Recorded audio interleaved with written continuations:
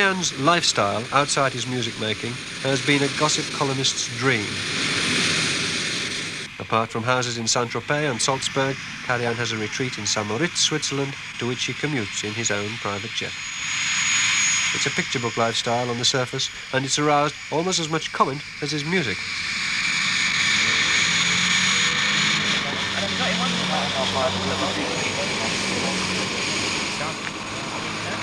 You know, he looks very striking, and you must realize, of course, now he's 70 years old.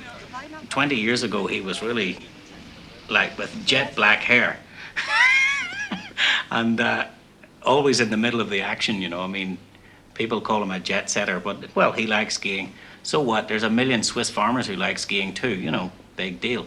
These sort of things probably annoy the critics, you know, that he leads this sort of life, you know. And, of course, that he has a house in St. Moritz and all this. It probably gets on their nerves a bit, I don't know.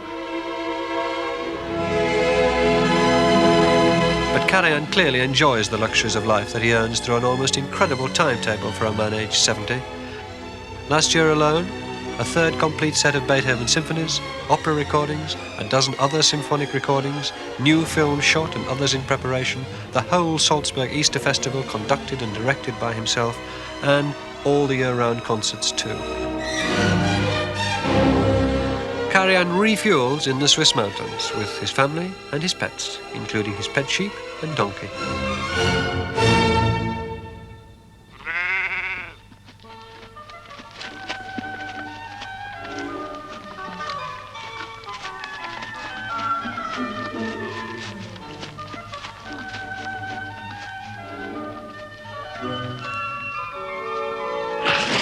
Some critics have argued that Karajan's image off the platform is also part of his music making, that he's worked out a way of living with his third wife Eliette and 2 daughters that's all geared to the moment when he gets onto the podium to conduct.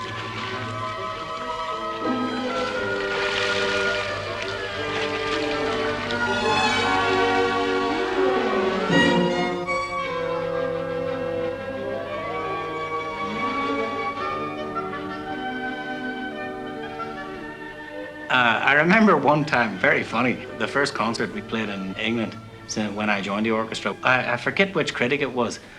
He wrote, "The Berlin Philharmonic played last night and there was not one drop of sweat to be seen anywhere on the orchestra."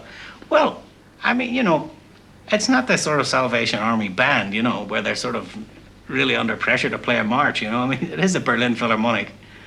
And, I mean, imagine a critic criticizing an orchestra for not sweating, you know, I mean. So coming up in the lift, I was sort of in a real mood, you know. I was so angry, you know, because I felt rather proud of this orchestra, you know. And I thought that it was a tremendous concert. Karajan walked into the lift and he said, "Jimmy, what's the matter?" I said, "Well, did you read the press today?" He said, "Listen, if I read the press, I'd never get started." And from then I took his advice. I never read them either.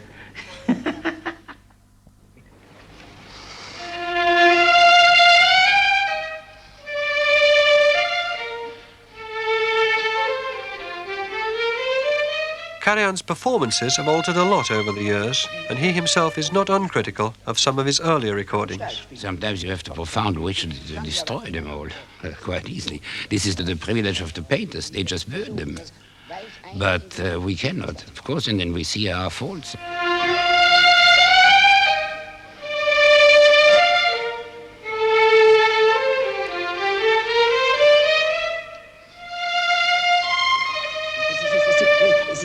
Auf diese hohe Note zu heftig herauf. Sie spielen da, da, di, anstatt di, da, di. Denken Sie, Sie sind eine menschliche Stimme. Bitte.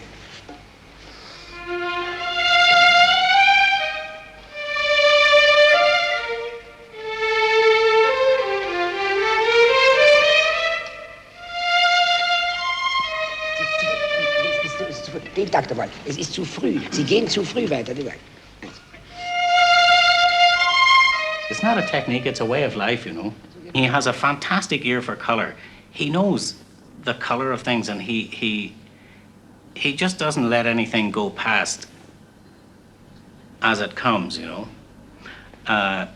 One day we were playing, oh, I forget what piece it was, but he didn't like the color of the violins, you know. So he just turned around and said, look, excuse me, play this chord. Just hold the first note long. So everybody, we all sat around going like this. And he said, right, now wait a minute, softer. So they all went softer. And he said, right, now begin the phrase exactly like that. You see, that was his idea how this phrase should begin. And not just a standard sort of noise that comes out of an orchestra. He wasn't prepared to accept it. Not even the standard noise of the Berlin Philharmonic.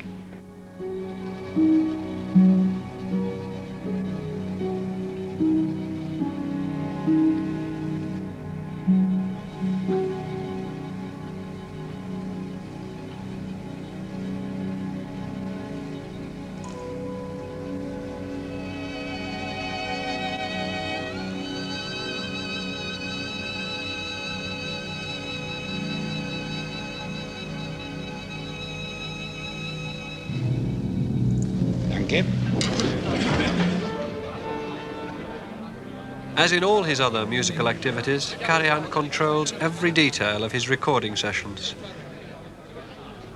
When making a new record, he'll tell the recording company and his engineers exactly what sort of balance he wants. He's listening to the first movement of Mahler's 6th Symphony, which has just been taped.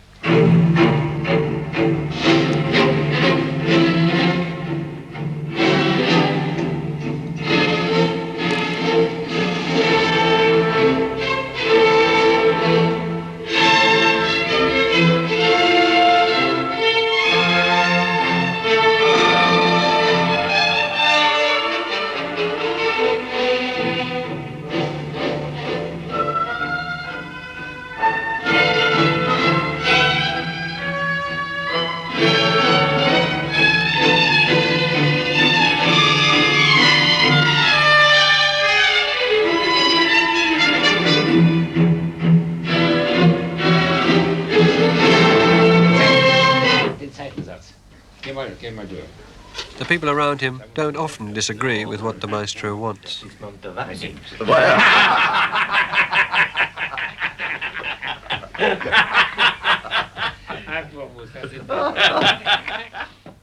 He's a very ordinary person, I think.